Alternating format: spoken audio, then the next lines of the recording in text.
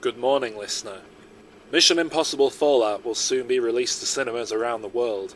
The sixth entry in the wildly successful film franchise spun off from the popular television series that ran from 1966 to 1973. The film is believed to serve as a vehicle for movie star Tom Cruise, who will attempt to showcase his ability to do increasingly elaborate stunt work at age 56. Your mission, should you choose to accept it, is to listen to this podcast episode discussing and reviewing the franchise to date before pitching an idea for the sequel. This recording will self-destruct in 70 minutes.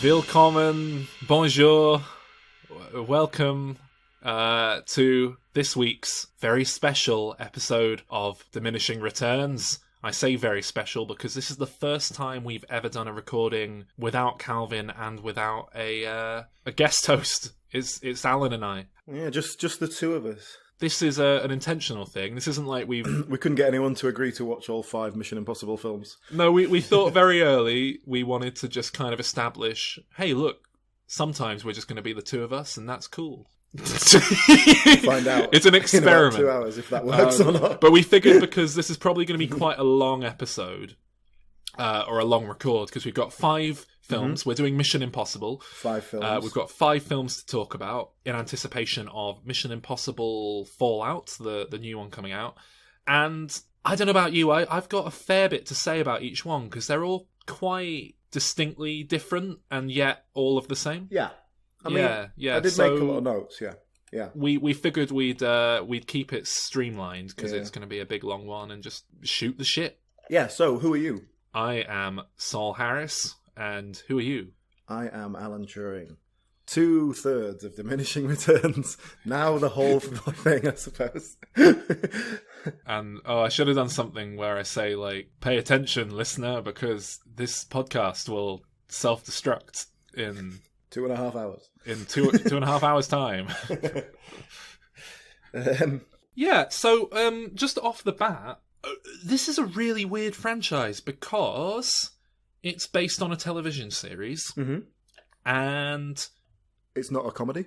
And they've not doing a postmodern ironic take on it. And it's a film franchise that's kind of surpassed the TV series. Like, I don't think I realised it was based on a TV show until I was quite old. I think a lot of people don't realise it's based on a TV series at all. And I think the average person on the street, if you said Mission Impossible, would think, oh, Tom Cruise films. And that's very unusual. Have you ever seen the show? Are you familiar with the show? I am, actually. I used to watch it. It was on, I don't know, Channel 4 probably when I was a kid.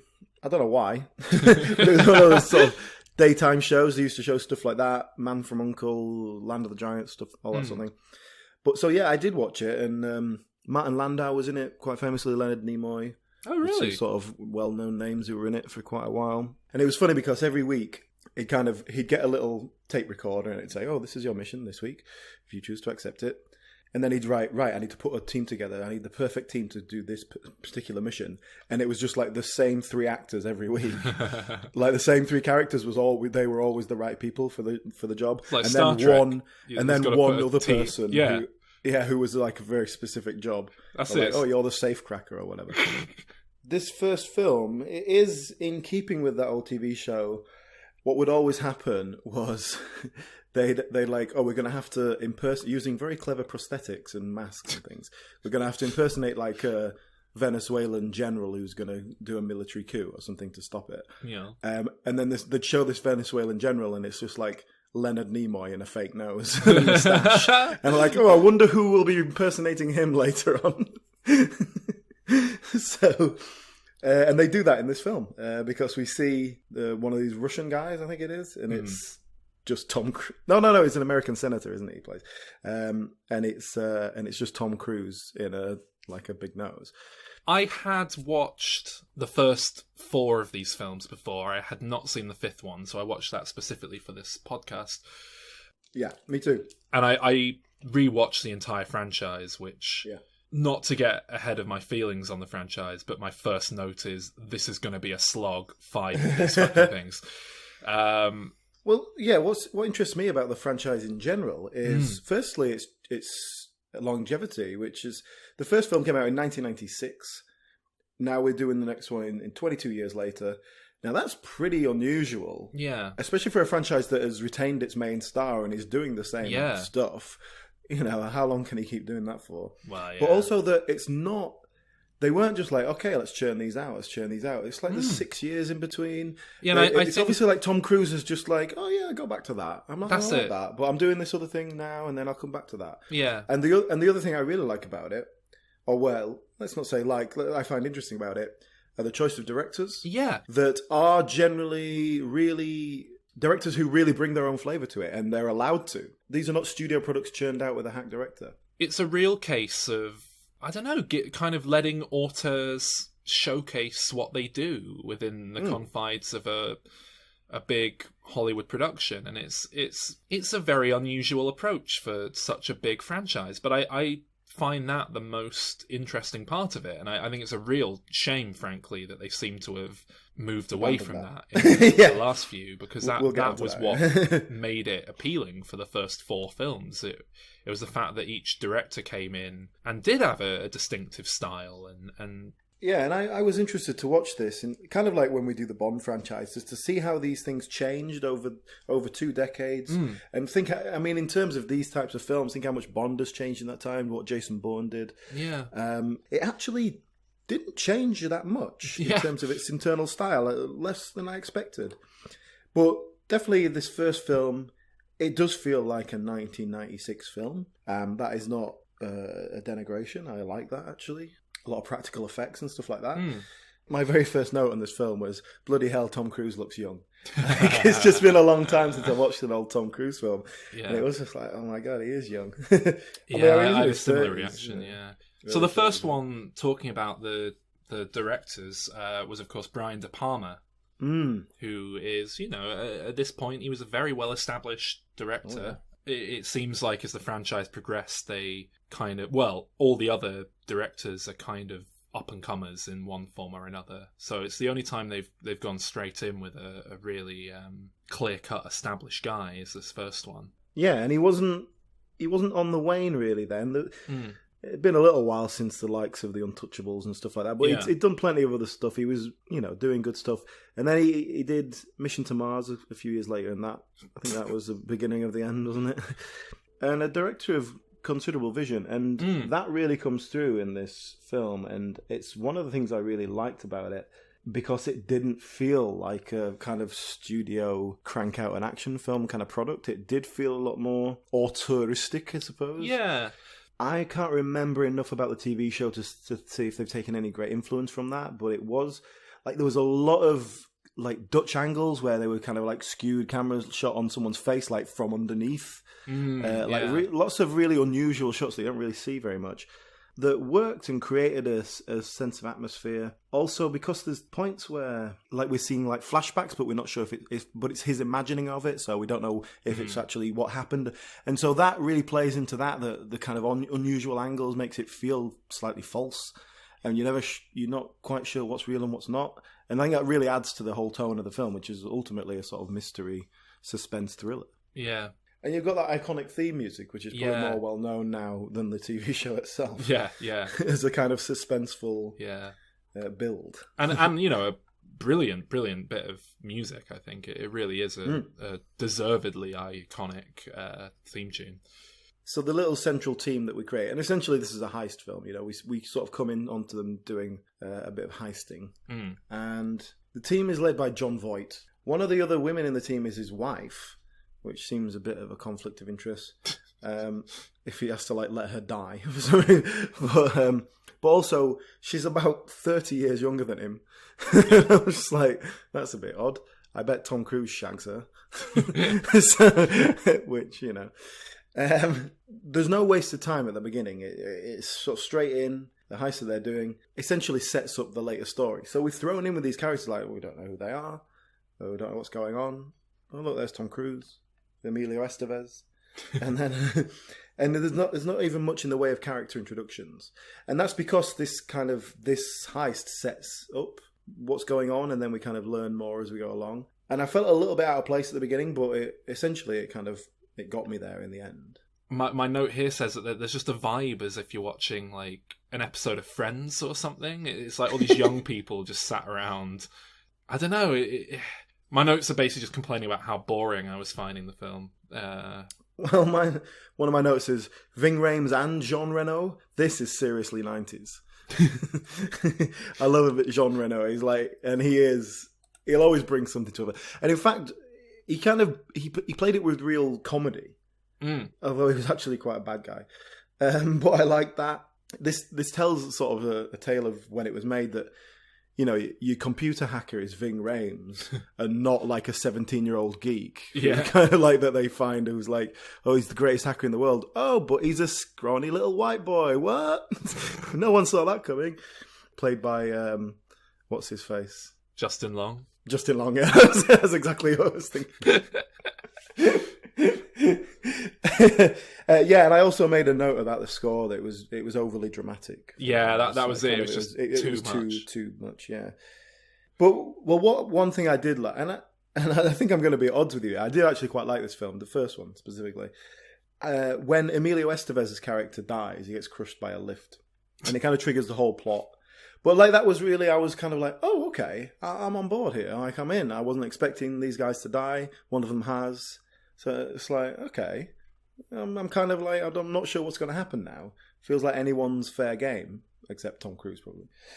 And it's weird because watching it now, obviously I've seen it before a long time ago, and I was watching it and essentially you see John Voight get killed, and I immediately was like, yeah, he's not dead. And so it's obviously going to come back, which means he's probably going to be like the bad guy, and it's a twist. And I've seen it before, so I must have known that, but I don't remember it that well. Yeah. So how did you? Was it obvious or not? I can't remember. I can't tell. I think I probably wasn't paying as much attention as I probably should be because I was just so bored by it. But it's like the first 15 minutes. Yeah, well, my notes are really just complaining about this film, just saying it's so dry, po-faced. Really? Some of the funniest slow motion running I've ever seen as he runs away from that water tank. The French woman. I've put this, so Claire, Emmanuelle Biet, I don't know if I'm saying that correctly. Yeah. I've put that she's fucking dire and the entire thing is performed as if she's drunk. Yeah, she's not great. Some really good old-fashioned practical stunts, which I really like. Yeah, you know what, that's something throughout this franchise is a huge selling point of it. No, even the Brad Bird one's got loads of practical shit in it. Yeah, I don't know about that. But there's a bit in the first film where they're on a train and the kind of camera zooms in onto this train, and it's like you can tell it's this sort of quite early computer generated image stuff, and then it kind of looks a bit Dave crap. Schneider's weird little role as the train driver who faints at the end, gurning. But generally speaking, it is mostly practical. It works really nicely. And I know Tom Cruise likes to do all his own stunts and all that sort of thing, and it obviously really shows.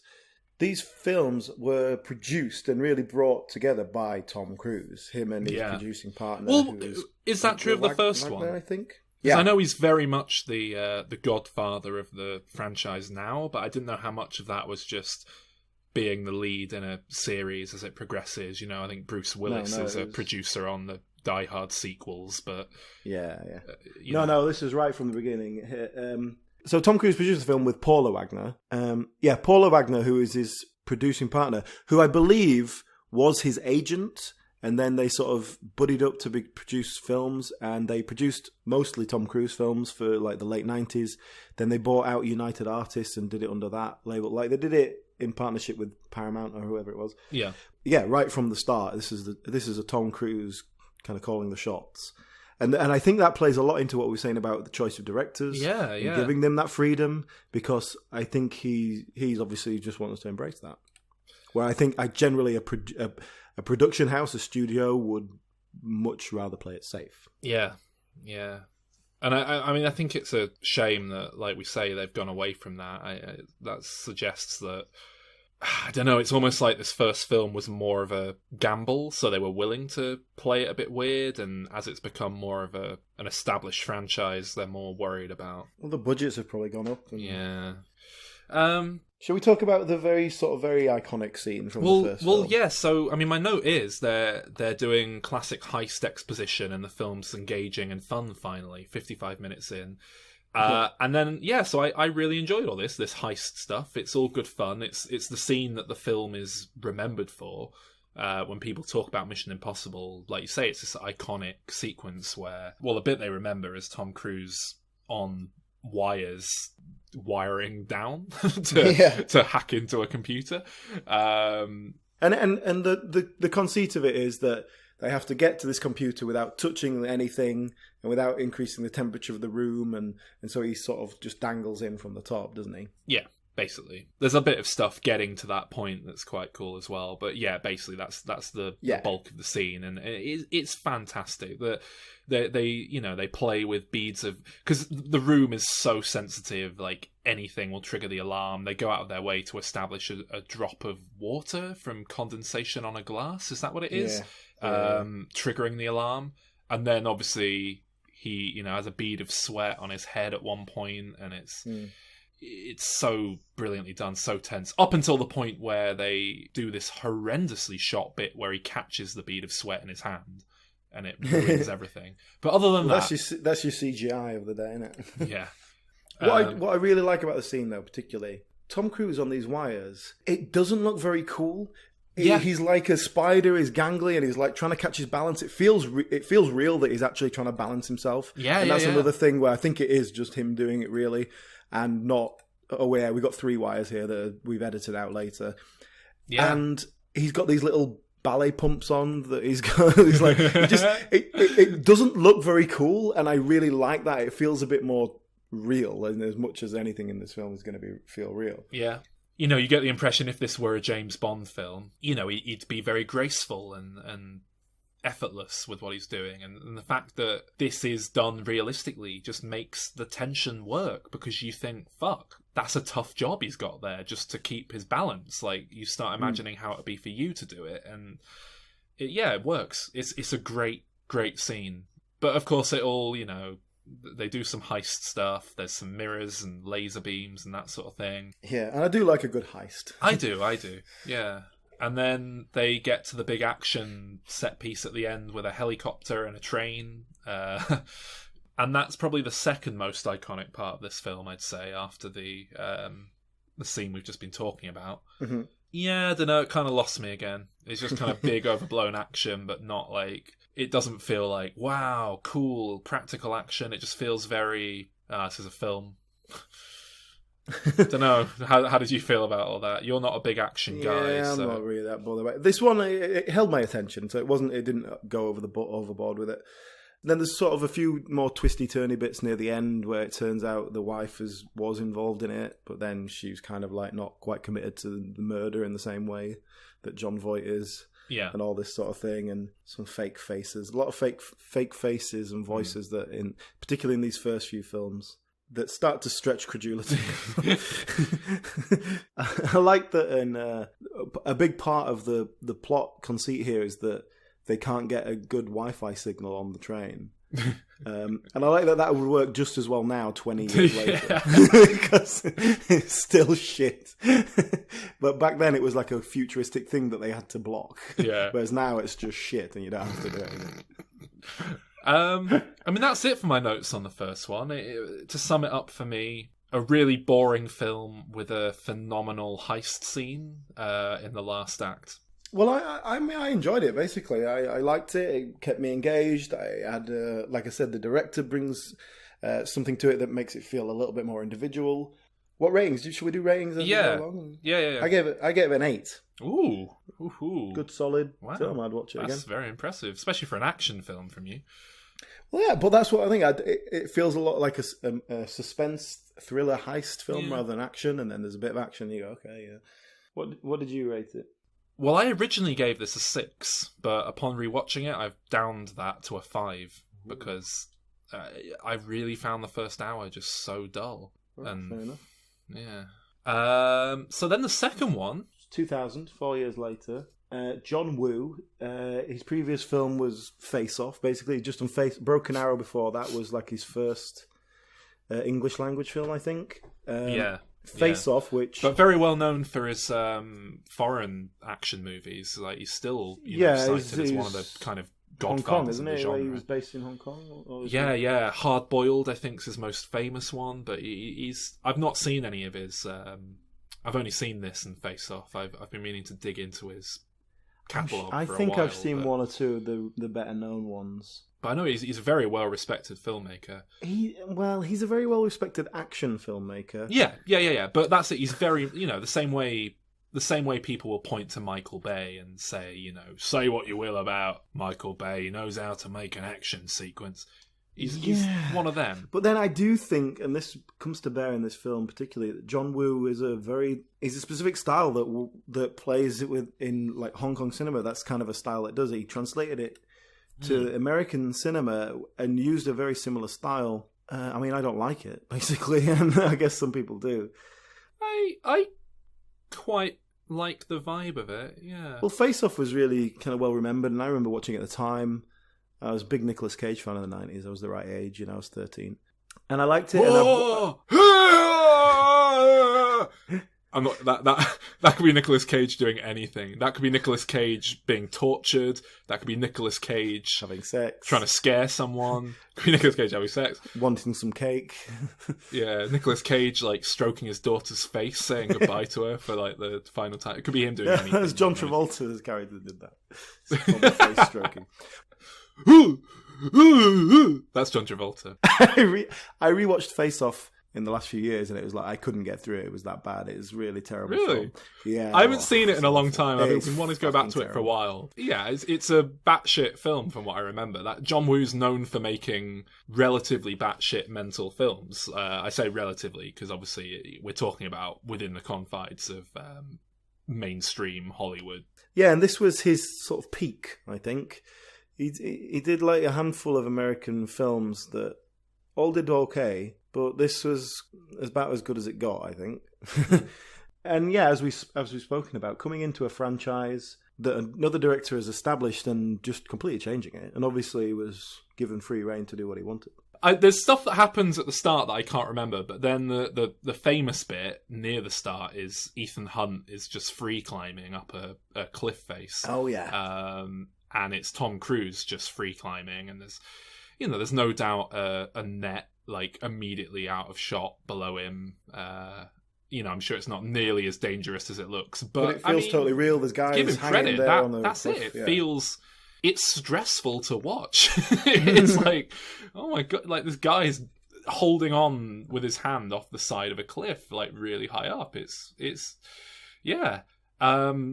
It's a stunt for stunt's sake. I kind of wish this sequence was set up for something later, and maybe like he has to ascend the cliff face with men shooting at him or something like that. But it's cool. I mean, as far as this sort of self-indulgent stuff goes, I think it's quite a cool little opening. Yeah, and it is literally just an opening sequence, isn't it, to just establish the character where he is and the setup for the mission. Yeah, there's a Russian doctor guy, and they kill him on the plane, or they don't kill him, or something. I can't remember. But you think it's Tom Cruise, and it's not Tom Cruise. That was it. Yeah. That sets up straight away this sort of identity switching thing, which, I mean, Face Off is realistic compared to what they managed to do with these masks. Yeah. So, and the basic concept of, look, you put a fake face on and have a little thing on your throat that makes your voice different, which I'm kind of completely okay with. Look, you put this thing on the throat and it makes your voice change. I can go with it. But exactly in the world of the film, that's fine. There's nothing, it's set up as a ludicrous spy thing. Yeah, I mean, should we mention James Bond briefly? Because another note here I've got is I don't like Tom Cruise getting all this James Bond sexy shit. He isn't James Bond, but this film seems to really want him to be James Bond all of a sudden. I made the exact same note. Yeah, this one is much more Bond-like. It was more immediately playful. Because the first one was like, oh, he's being betrayed by his own people. And that's very Jason Bourne even. And then this one is more... yeah, oh look, we're getting a nice sports car and then I'll chase this girl and fuck her in the back seat.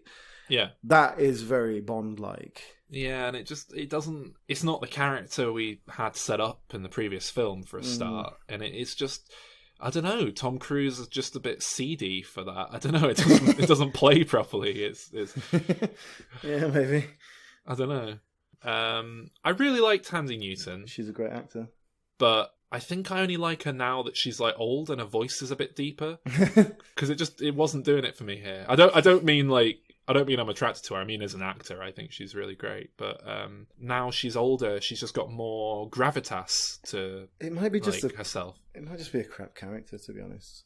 Maybe, yeah. But I've never really seen her do any acting as a young woman before. It's the first time I think I've really. I did make a point that the film wasn't gripping me. I was thinking this was like halfway through. Oh, really? Yeah, I've made almost the opposite note. I've made a note here that I find this far more engaging and interesting so far, purely down to how kinetic the action is. Not that the film itself's any good, but this was a note made fairly early on.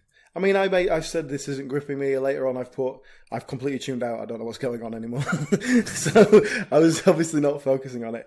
But I also put a note that I got to the same point, but certainly was off to a better start for me. I did put a note that it's a lot less actiony than I expected, like particularly as a John Woo. Although they pretty much made up for that. They obviously just shoved the whole budget in the last 40 minutes.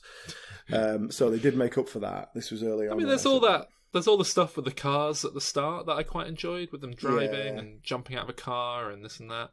So yeah, I mean, as we said, like John Woo has put his stamp all over this film, and for me that doesn't work because I don't particularly like doves in slow motion. There's a lot of pigeon action. Yeah, staple, John Woo staple. I mean, yeah, my notes are just they start off quite positive, and then it just starts complaining about how boring it is. Slow motioning with some guy in Newton, boring. This There's felt the a doves lot more, being set up. Yeah, there you go. This film felt a lot more contrived. It just felt like a series of kind of action points to move us along rather than a proper story, like an intricate plot line. And my final note is just the word awful. So it really did fall apart for me, this one, as it went on. And just... Well, I mean, there's other problems I had, like Tandy Newton infects herself with a particular disease that they want, and so they have to keep her alive. I don't know why they can't just take her blood and then kill her, I don't know. So that's kind of her way to keep her alive. And then at one point there's like a moment where Ethan Hunt could kill her, and that would stop the bigger problem, but you'd have to kill her. And I was like, are we seriously supposed to expect this guy to kill the leading lady of the film? Like, are we supposed to feel dramatic tension about this? Obviously he's not going to kill her. It just descends into action at the end, and it really annoyed me that how great lengths it goes to not have Ethan Hunt kill anyone. Like all these bad guys he's killing, he's knocking people off motorbikes and they just like fall over and stuff. And Does he not kill anyone? I think he kills the bad guy right at the end, like he gets the job done. But even that is a kind of like, oh, he's gonna come and shoot you, I'll get him at the last second kind of death. But all this stuff which is out of fashion now a little bit more, but like to keep the hero heroic and like doesn't just brutally murder people, even the bad guys, like willy-nilly. The other sort of main thing that really annoyed me was the masks. Like, and he becomes the the henchman guy. It's like, where did you get the mask from? How did you put it on, like in the moment? And not just put the mask on, but then put dirt on his face to match. Like what? Come on! Like, where was the mask? Where did you have it in your back pocket? It was too much of a stretch for me to just accept it. So I did the exact same thing with this one that I did with the first one, where I bumped it down a notch on my rating, having rewatched it. Oh yeah. Originally I had this as a 5. It's now a 4 for me. I've bumped it down. Just dreadful. Well, I gave it a 5. Yeah, so similar. Should we move on to the third one? Yeah. So 6 years on, Mission Impossible 3. I remember this one coming out now. I'm old enough to, or rather, this is late enough that I start remembering like the releases of these things now. And yeah, this was a big deal. This was J.J. Abrams, who's obviously now one of the biggest, arguably the biggest director in Hollywood at the minute, working. And this was his first film, right? And yeah, it was his first film. He was a TV guy before this. And I think a big part of it was how much of a remarkable debut it was, really, to say it's a big film. You know, from a technical point of view, the direction is really very good. I think I've spoken on this show before about my feelings on J.J. Abrams and how I feel that he's kind of the definition of a hack, a Hollywood hack, hired gun, no real artistic vision. You know what? I had a nightmare last night where I had a fucking weird nightmare where I was in Star Wars Episode 9, but it was like almost like a horror thing, and because J.J. Abrams had, like, to appease the fans, had brought back Jar Jar Binks. Instead of Snoke, he'd brought in the brother of Snoke, who was there to, like, get revenge, but it was like this weird ancient, like, Mayan temple type place that a load of people were trapped in, and I don't know why I was there. It was very weird, but yeah, so I've obviously got some issues with J.J. Abrams that I need to work through. He certainly brings his own, dare I say, generic approach to filmmaking. Is quite a new vision for this franchise. So it still feels like an auteured piece comparatively. It still feels like, oh yeah, this is the J.J. Abrams one, okay. Yeah. And I suppose what he brings to it is some excellent casting. All the films have had great actors in them up until now, but this one adds a lot of particularly noteworthy actors. Obviously, you've got Simon Pegg, who's your little comedy guy, and my note here is that he's a welcome highlight of the film purely because he's just kind of a friendly presence. Yeah. But you've got Lawrence Fishburne, who's great. Yeah. You've got Kerry Russell, you mentioned, Maggie Q, who was having a bit of a moment round the noughties. Yeah, she doesn't do that much though, unfortunately, in this film. No, I know. Get to do much. And of course, the late Philip Seymour Hoffman, the late great Mr. Seymour Hoffman, who. Definitely. This film really lives and dies on, I suppose. Well, I think the problem for me, I love Philip Seymour Hoffman. I think he's one of the best actors of his generation. And even in something like this, which is very kind of paying the bills kind of work, he still brings a lot to it. He brings a real lot of character to what could be a very cardboard cutout, menacing kind of guy. Yeah. And part of my problem with it is that I like him so much and I like his performance so much is that I kind of want him to win at the end. Like, I don't hate him as a character. Yeah, and then Tom Cruise and his stupid wife. Not that she's stupid, but the concept is stupid. And all that bullshit I didn't like. And so I was just like, oh, just kill him. For fuck's sake, blow his head up. Yeah. My relationship with Philip Seymour Hoffman in this film is I kind of went into this as a bit of a Hoffman skeptic because I just kind of remembered it being quite a bland, uninteresting character. And I remember people raving about him in this film, and I just kind of went into it with an attitude of like, is he really all that? Because he kind of just does a Buffalo Bill voice, and everyone's like, wow, bravo. I mean, that's just his voice, I should add. It's not him putting one on. He just kind of talks like this. But, he's probably the best thing in the film, and I think that's partly down to the script. I think his character is given the most interesting sort of dialogue and things to do. Yeah. He's given those very calculated, menacing exchanges with Tom Cruise and so on. But then I don't know. As I say, I'm not a big Abrams guy, and I think a lot of his hack sensibilities come through in this film. Well, right from the beginning. Well, I was going to say the opening is a great example of this cheap writing. Yeah. The film opens on the ending, just to kind of force some tension.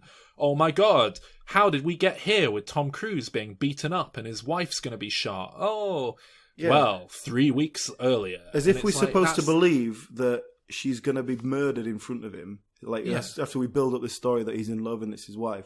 Yeah. That's obviously not going to happen. But it's also because they knew it'd be so boring to just not start with something interesting, and it's just so cheap. It's such cheap writing. I don't mind. And there's no way it was scripted like that. But it's obviously been decided in the edit because there's nothing in there that sets something up.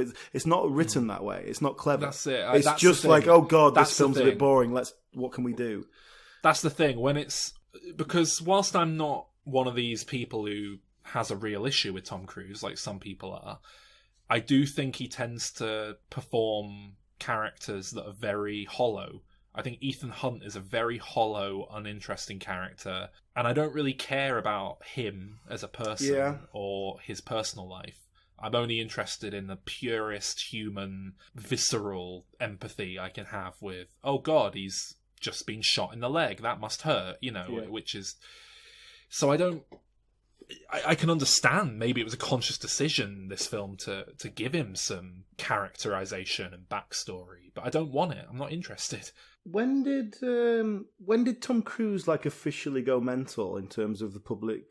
I think it was around this era. Can I say it was the kind of Oprah, when he jumped on the sofa, Oprah jumping the couch thing is the sort of obvious kind of flashpoint. That's the. Yeah. So when was that? Even though that's largely taken out of context, and he's actually pretty reasoned in that clip. If you ever watch the full thing, but that's it. That's the thing. It's more about the public persona of Tom Cruise kind of turned from this can do no wrong major Hollywood star, sexy guy to he's a bit weird, isn't he? Yeah. And so looking at this, I think it was 2005. The year before this came out. So this was slap bang in the middle of crazy Tom Cruise. No, so my notes are very sleek and Abramsy, but very bland and devoid of personality. So boring. What's even happening? Simon Pegg. So when Simon Pegg showed up, I thought, wow, he's turning up late in the game. So I checked the time of the film, 33 minutes in. But it felt like twice that. There was just lots of details in this that sort of annoyed me a little bit. The score was like a proper big orchestral booming score, which again I didn't like. I think I'm all right with that because it very much feels like Abrams doing and how he does stuff. And like I say, I'm all for just let a director put their stamp on it. And that's one of the few places. It didn't fit the scope of the film though. It just that's because this is the most, by all accounts, this is the most small, intimate Mission Impossible of the entire franchise.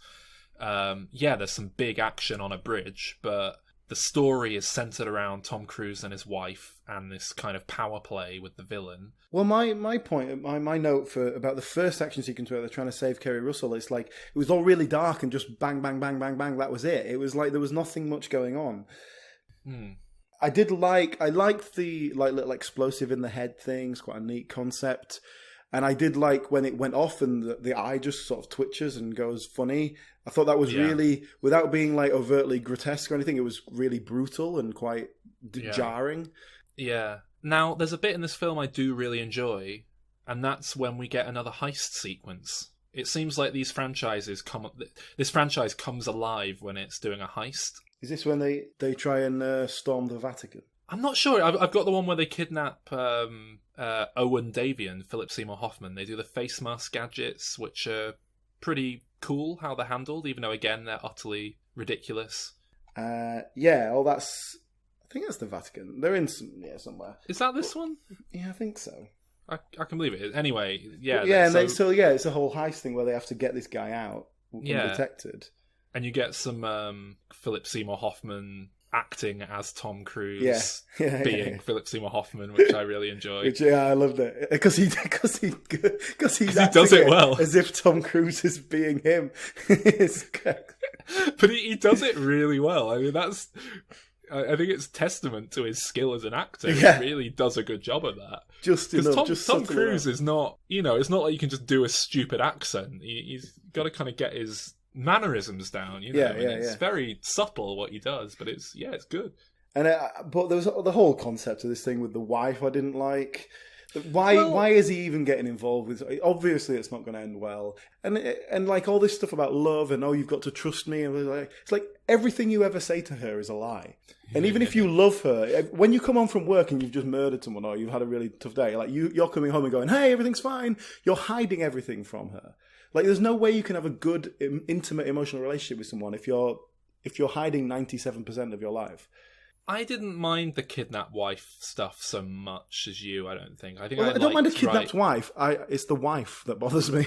Yeah, the fact that he's even got a relationship like that. And it doesn't fit with the character we know of him either. Yeah, I agree. Yeah. But the last 6 notes I've got here are, this is a pretty decent effort of a film from about an hour in when Seymour Hoffman kidnapped wife plot kicks in. Yeah. Then I've got bored. Then this is boring. Then this is so boring. Then this film is gash, and then this franchise is gash.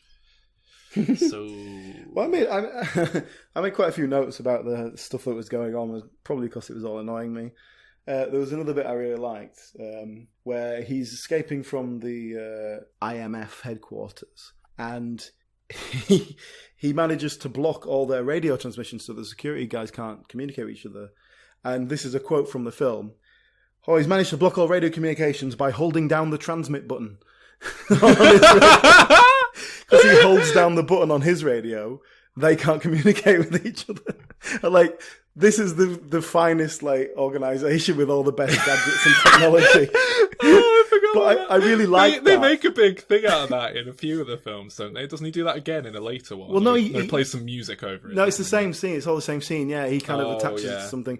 But I really like that. It kind of undercut everything that we know about it. And I don't know if that was deliberate, but I found it funny in a good way.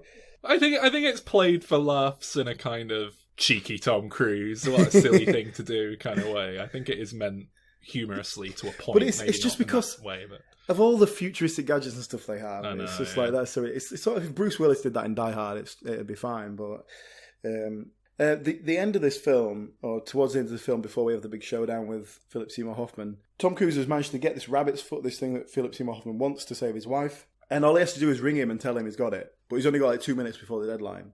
And damn it, I can't get a signal. But one of the biggest cities in the world, basically. And for some reason, he can't get a phone signal. Again, just fake tension. Like, what?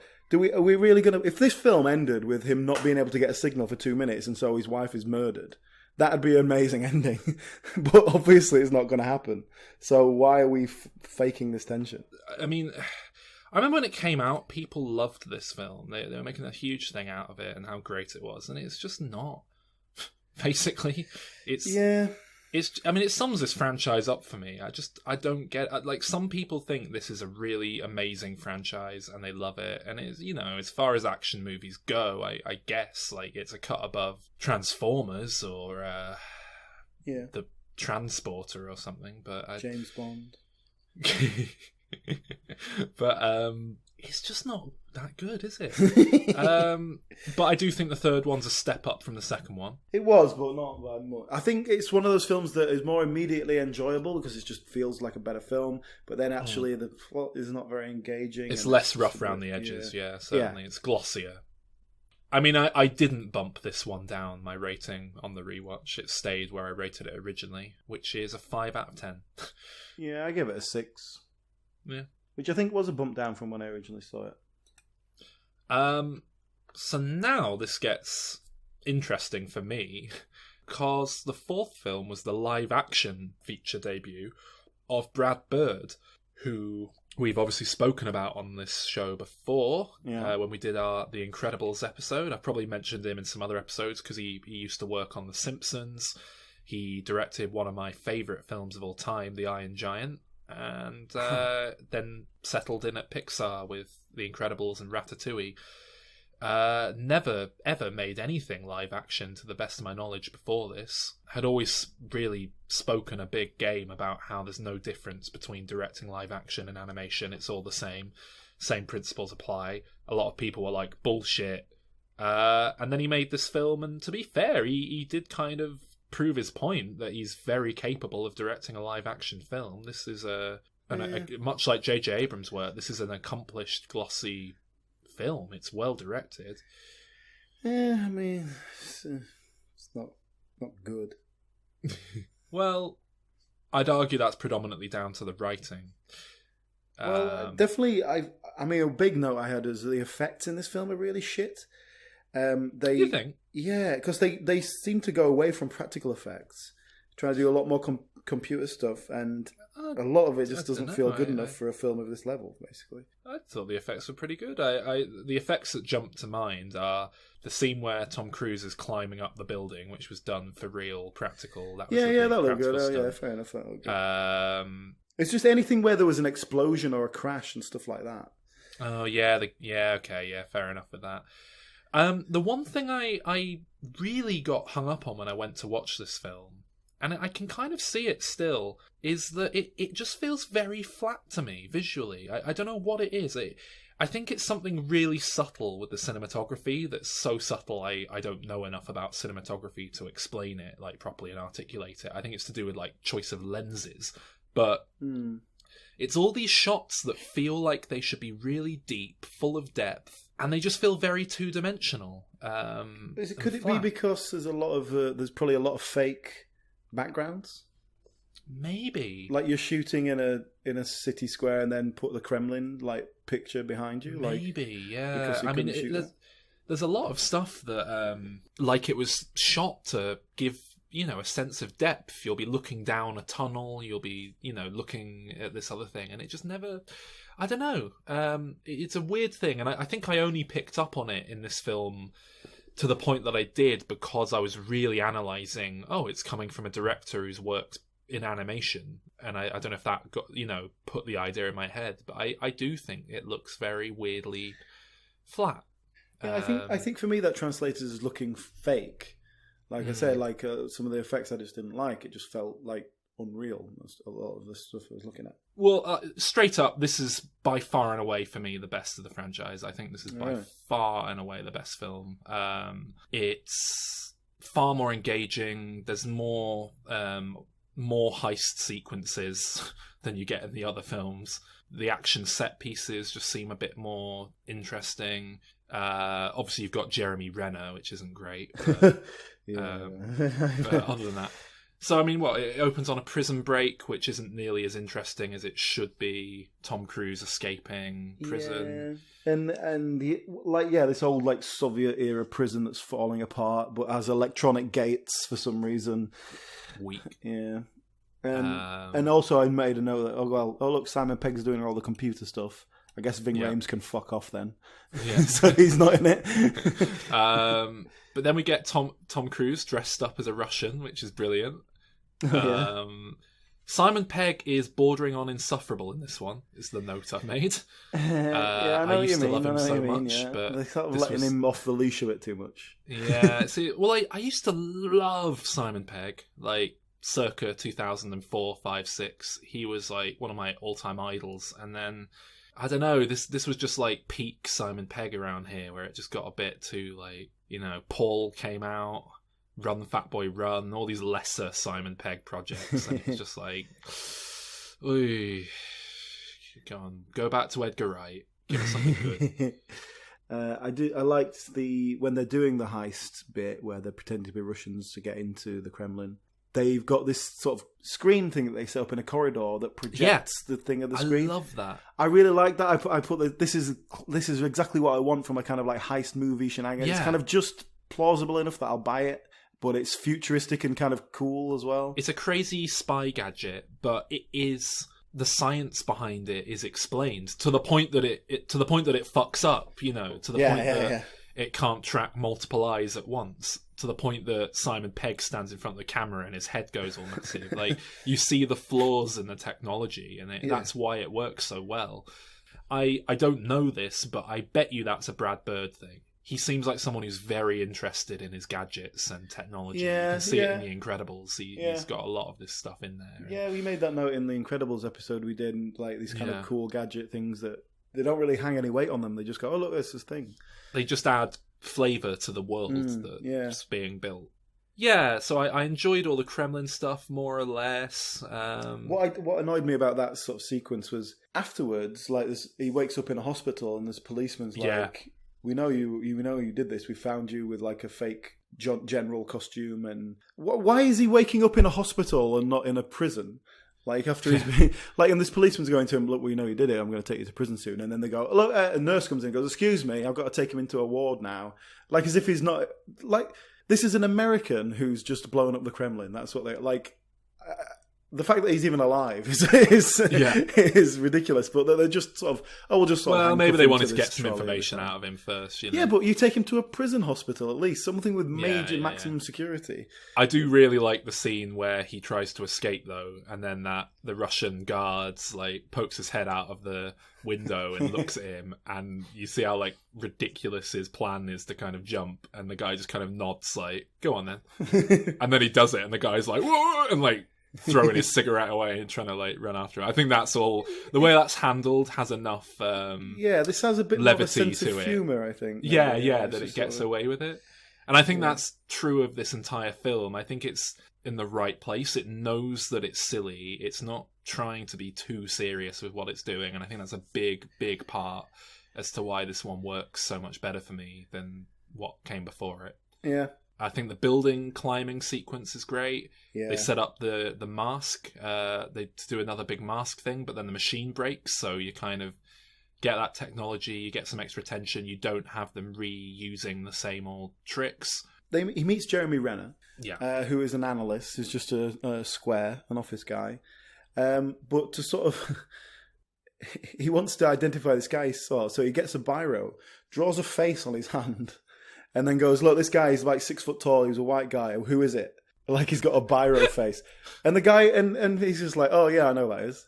Like, come on. Like, I mean, there's a few bits in these films where he'll like do a drawing of someone from memory, and it's like they use that to identify someone. It's like, come on, like that's okay, I'll buy that. But drawing a biro face on your hand, come on. Also, and Jeremy Renner's character, who is he's introduced as this analyst who accidentally kind of gets dragged into the mess, and it's like, well, why have you got Jeremy Renner playing an analyst? Like, this should be Toby Jones or something like that. Why have you got this buff kind of capable guy doing this? It's like, oh, I wonder if it's going to turn out he's actually a field agent and he can kick some ass.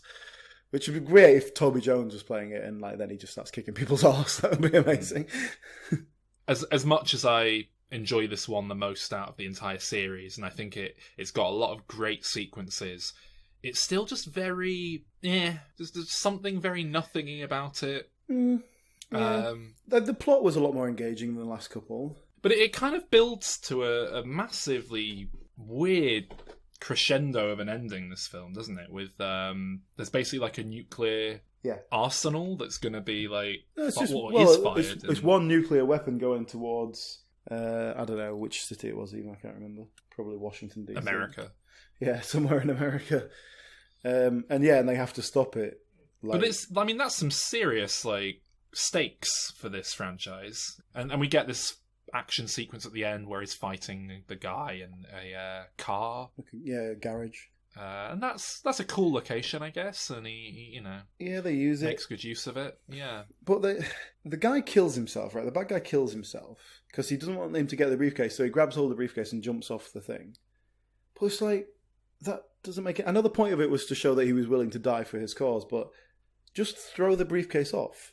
Like, if all you're doing is getting it away from Tom Cruise, so you can't stop it. Just throw it. Well, why did you have to jump with it? And then you're dead, so you can't then stop him getting down there and getting it. It doesn't, like... Yeah, it's dumb, isn't it? It's just stupid. It's dumb. Can we talk about the wife from the previous film then? And her notable absence in this film. Because I sort of made a note at the beginning, was like, right, they've obviously just fucked that right off. They're just like, we can't be bothered with that. But they do use it as a kind of a motivation for Ethan Hunt. It gives him a bit of a dark past that we think he might have gone a bit mental because his wife's been killed, and like this sort of regret that he brought her into this world. And then it's kind of it's revealed at the end that she's actually alive. He kind of faked it so that she would be safe. And I'm all right with that because he still has that loss. He still had to give her up in order to live the life that he lives. I kind of like that, and they interwove it into the story, so it gave Jeremy Renner some motivation. I mean, it didn't really work that well, but I appreciated what they did with it rather than just going, "Oh yeah, we broke up. Fuck it." Yeah. And the famous sequences in walking up the Burj Khalifa, isn't it? And on the windows, and that's done really well. It's kind of, there's enough tension there. To say he's just walking up a building. Yeah, like they managed to bring lots of different elements into it. I mean, it was missing a scene, like, because obviously he's walking up this building, like, surely people can see him, like Spider-Maning up the building. I kept waiting just a scene with David Schneider sat in an office and looks out of the window and goes, oh!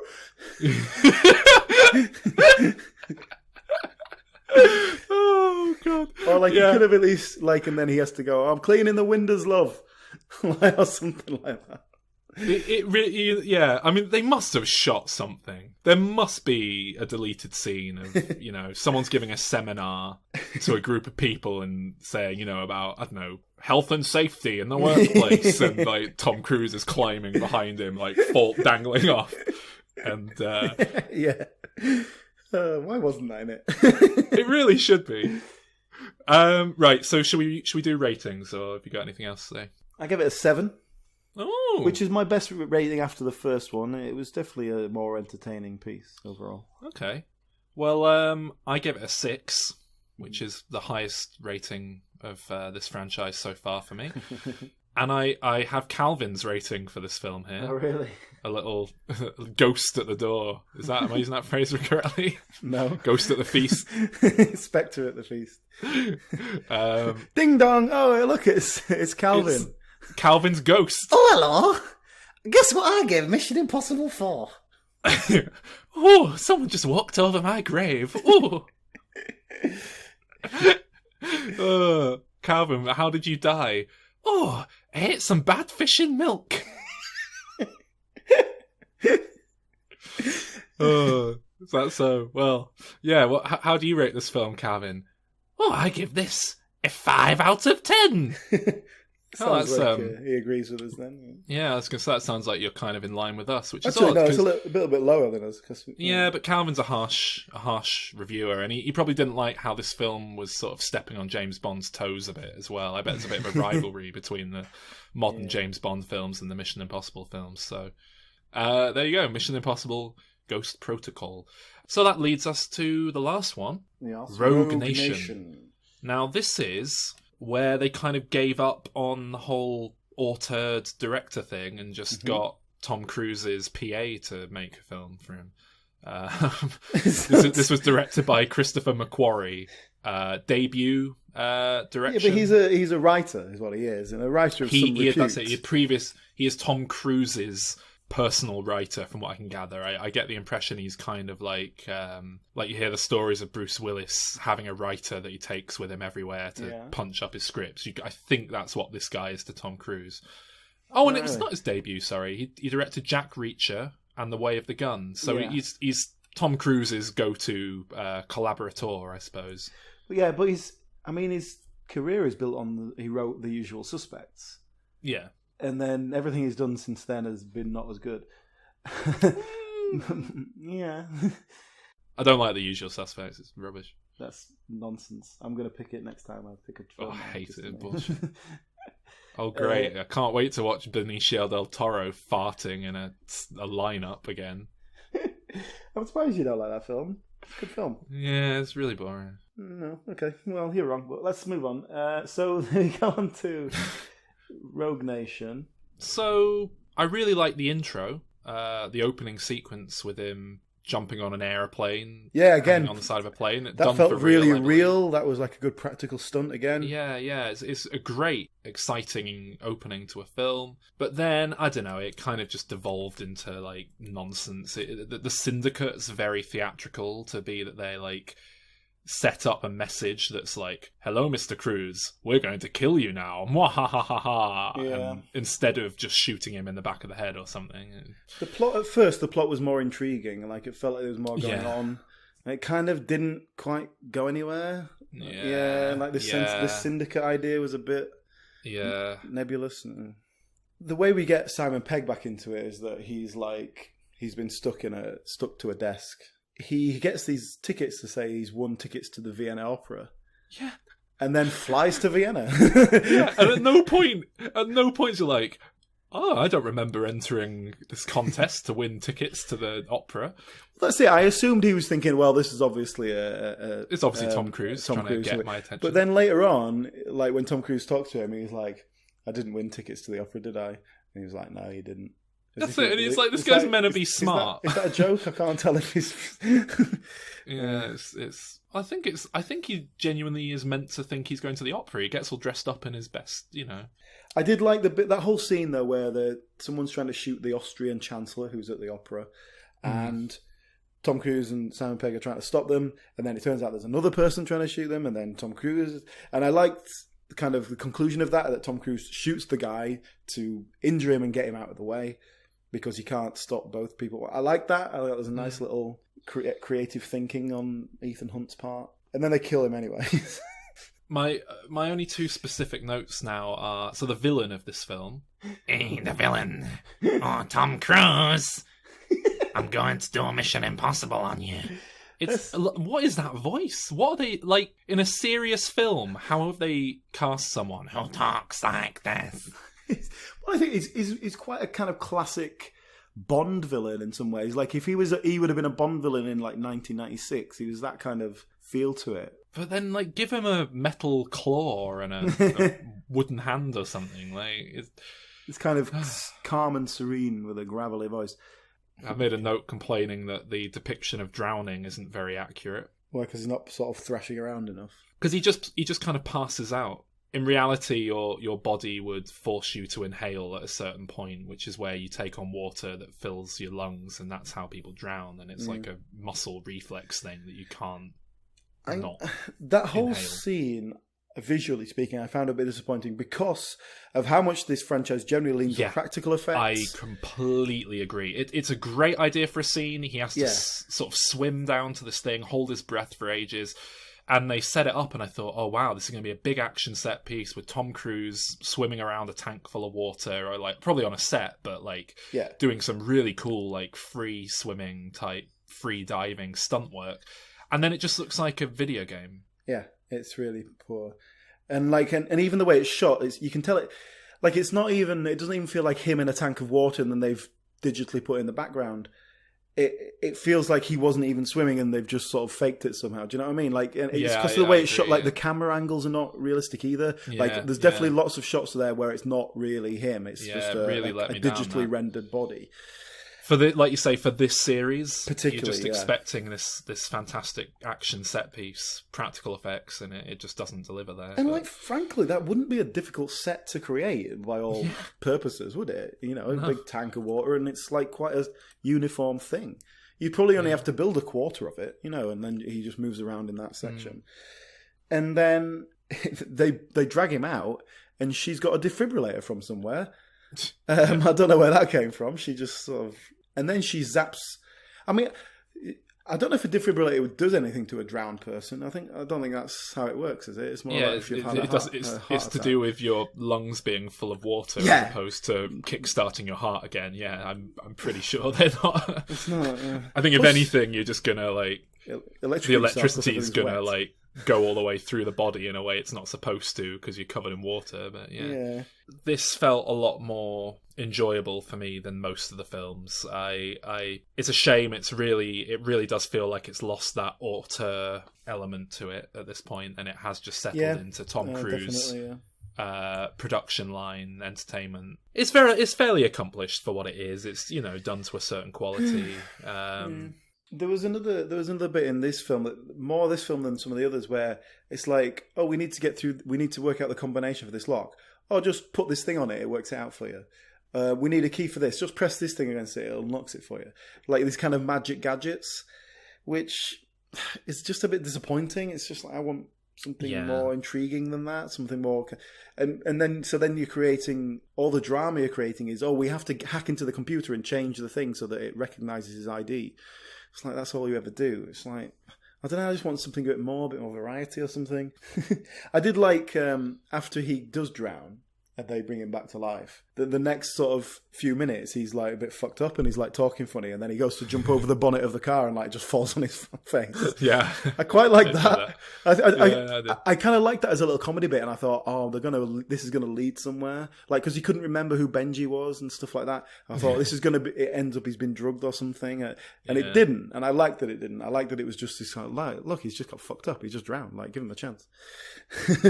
And there's a big chase scene with loads of motorbikes, and Tom Cruise is in a car. I'm like, that's not going to last, is it? You know he's going to end up on a motorbike at some point because he fucking loves it. Yeah. And of course he did. And then he's flying around on his motorbike at high speeds. The woman causes him to crash. He's not wearing a helmet. He's got a flouncy blouse on. There's no leathers or anything like that.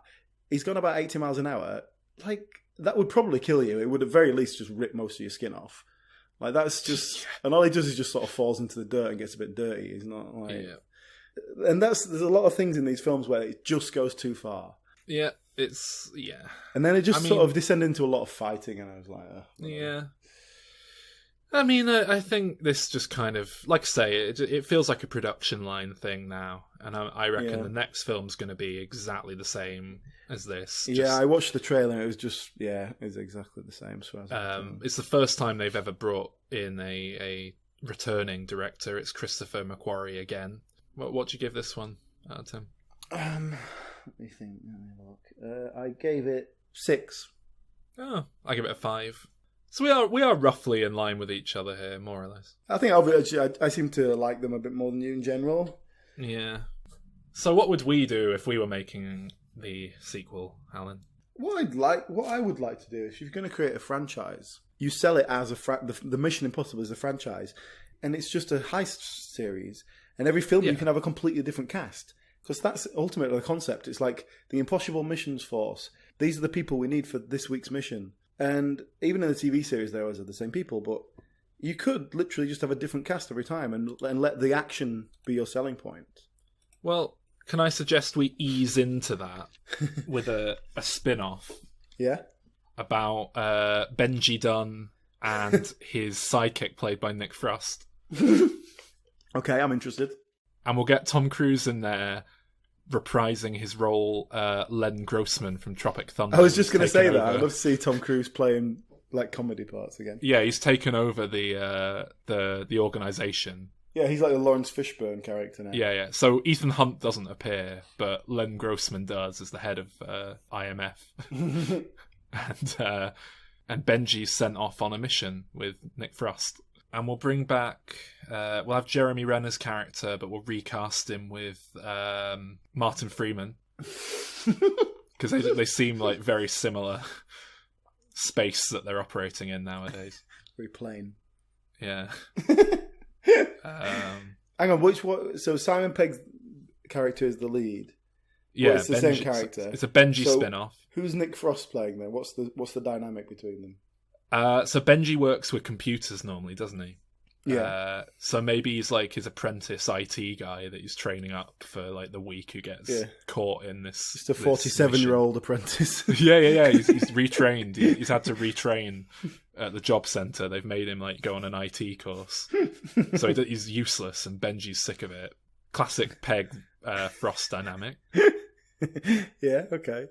What's the mission? What's the impossible mission? I think we should just get rid... If they're having Wolf Blitzer play himself, I think we should just go full inside Hollywood.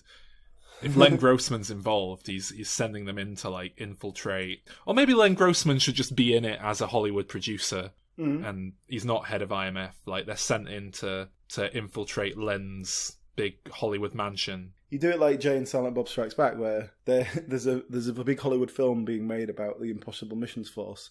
So they have to go in there and stop it from happening because it's going to reveal too much about them. Perfect. Brilliant. And they just have loads of gratuitous cameos. Which is kind of what this franchise is built on anyway. Yeah, fantastic. Oh, Steve Coogan. Ooh. Oh, yeah, let's get Steve Coogan in, because they like mining the British comedy well. Yeah, you can finally especially break the Alan Partridge people as well. We've got Exactly. Dave Schneider and Patrick Marder and Simon Pegg even. So, let's get Steve Coogan in there. He'd be great. He'd be a great head of IMF. He'd be a great like politician who's annoyed about something. Can we have Edgar Wright direct this one as well? Because we want to keep the kind of auteur thing going. Yeah, definitely.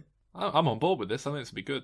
Yeah, can we? Okay, let's just to bring it all together. We need one big action set piece, like climbing up the tallest building in the world. Like, all right, what have we got in LA to work with? The Hollywood sign. It's not big enough. What's in California? One of those giant redwoods. The giant redwoods. There's a giant earthquake waiting to happen. Yeah, and a giant tsunami. Oh, that's New York, isn't it? What if LA falls into the sea? Oh god! Or they could try and trigger Yellowstone supervolcano. They're there to stop a film, and then there's an earthquake. It's completely unrelated. There's a huge international outcry because they need help. No, they're there to stop a film. I think we should have Tom Cruise climbing a giant redwood because they're really tall. Tom Cruise is doing that now.